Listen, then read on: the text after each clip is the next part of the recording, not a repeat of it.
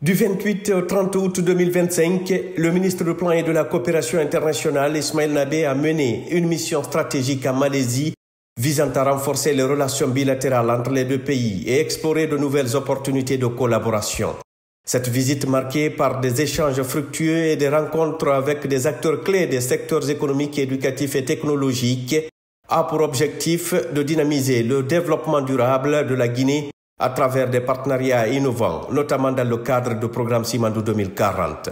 Lors de sa visite officielle à Kuala Lumpur, le ministre Nabé a eu des échanges constructifs avec les plus hautes autorités malaisiennes.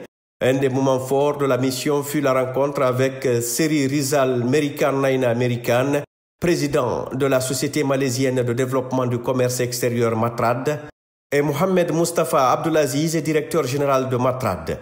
L'objectif de cette rencontre était de discuter des moyens de développer des partenariats entre Matrad et la Guinée afin de soutenir les exportations guinéennes et faciliter leur accès à de nouveaux marchés tout en apprenant du modèle malaisien en matière de développement du commerce international. Les discussions ont également porté sur l'intensification des échanges commerciaux entre les deux capitales, Kuala Lumpur et Conakry, avec un accent particulier sur les secteurs stratégiques comme les mines, l'agriculture et l'industrie. Cette rencontre a ainsi jeté les bases d'une coopération renforcée visant à stimuler les échanges commerciaux et à ouvrir de nouveaux horizons pour les entreprises guinéennes. Un autre volet essentiel de la visite du ministre Nabé a été la discussion avec Diraja Dr Zambri Abdelkadir, ministre de l'Enseignement supérieur de Malaisie. L'objectif était de poser les jalons de Simandou Academy, une initiative clé du programme Simandou 2040, visant à renforcer la formation des futurs leaders guinéens. La Guinée souhaite créer une plateforme académique de haut niveau en collaboration avec les meilleures universités et institutions internationales pour promouvoir la recherche scientifique et l'innovation dans des domaines clés. Un autre aspect de cette collaboration portera sur le développement du capital humain à travers la formation d'ingénieurs et d'experts capables de participer à la transformation industrielle du pays, notamment en lien avec les projets d'exploitation minière et d'infrastructures prévues par le programme Simandou 2040. Ce sujet a d'ailleurs été au centre des préoccupations de la mission. Le ministre Nabé a discuté des opportunités en échangeant avec les responsables de l'Université internationale Al-Bukhari. Le ministre Nabé a discuté des opportunités offertes aux étudiants guinéens avec l'octroi de 100 bourses par cette université malaisienne. Cette initiative permettra aux jeunes Guinéens de bénéficier d'une formation de qualité dans des domaines clés, tout en renforçant les capacités de formation locale à travers l'échange et le développement des formateurs. The Vice Chancellor and President of Al-Bukhari International University. Nous avons été reçus par le ministre du Plan et de la Coopération internationale à l'ambassade aujourd'hui. Ça concerne les relations qui existent entre Al-Bukhari Fondation et la République de Guinée, surtout au niveau des bourses. Cette année, il y a déjà 10 places qui sont disponibles, mais l'année prochaine, Al-Bukhari a décidé d'augmenter, de rehausser le niveau de places à 100. Donc c'est une satisfaction et nous espérons aussi que les étudiants vont capitaliser là-dessus. Mais surtout, comme la Malaisie est un pays anglophone, au niveau de la licence, les étudiants doivent en principe passer 4 ans de cours, y compris une année de langue anglaise, et quelque chose qui est extrêmement important. Ce n'est pas parce que les étudiants ne parlent pas l'anglais en première position qu'ils ne pourront pas s'adapter. Non, mais une fois qu'ils vont venir, ils vont d'abord chercher à parler l'anglais qui va les aider à ce que les cours soient bien captés de leur niveau. Donc il y a aussi l'enseignement professionnel, ce qu'on appelle TVET, c'est extrêmement important, la formation des formateurs. Donc nous espérons aussi que la Guinée, à travers la coopération, peut capitaliser sur ça pour voir comment est-ce qu'on peut envoyer les formateurs guinéens en Malaisie pour être formés, qui vont se retourner au pays, à leur tour former aussi d'autres Guinéens.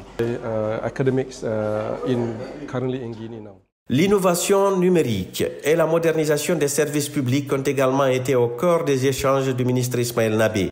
En visitant le siège de Iris, une entreprise malaisienne spécialisée dans la confection de passeports entre autres, le ministre a discuté des solutions numériques et innovantes pour améliorer l'accès aux documents officiels en Guinée, notamment les passeports. Cette collaboration pourrait jouer un rôle clé dans la simplification des démarches administratives et la numérisation des services publics guinéens. Le ministre du Plan et de la Coopération internationale a également eu l'opportunité de rencontrer Liu Chin-tong, vice-ministre du Commerce international et de l'Industrie de Malaisie, avec qui il a abordé des questions liées à Simandou 2040 et à l'investissement dans les infrastructures modernes. Le dialogue a porté sur la création de zones économiques spéciales en Guinée et l'importance de développer des infrastructures modernes pour soutenir la croissance industrielle et le développement économique. Parmi les entreprises visitées, l'Université technologique Petronas et la compagnie pétrolière malaisienne spécialisée dans la construction de trains électriques ont suscité un grand intérêt pour la Guinée. Les discussions ont porté sur la formation des étudiants guinéens en ingénierie, le transfert de compétences et de technologies et l'importance de développer un secteur de transport moderne en Guinée, notamment à travers l'innovation en matière d'énergie et de mobilité. Le ministre Ismail Nabé a également eu l'honneur de rendre une visite de courtoisie à Dr Mathahir Mohamad, ancien premier ministre malaisien âgé aujourd'hui de 100 ans. Mathahir Mohamad est une figure emblématique de l'histoire moderne de la Malaisie et a marqué de son empreinte la transformation économique et politique du pays.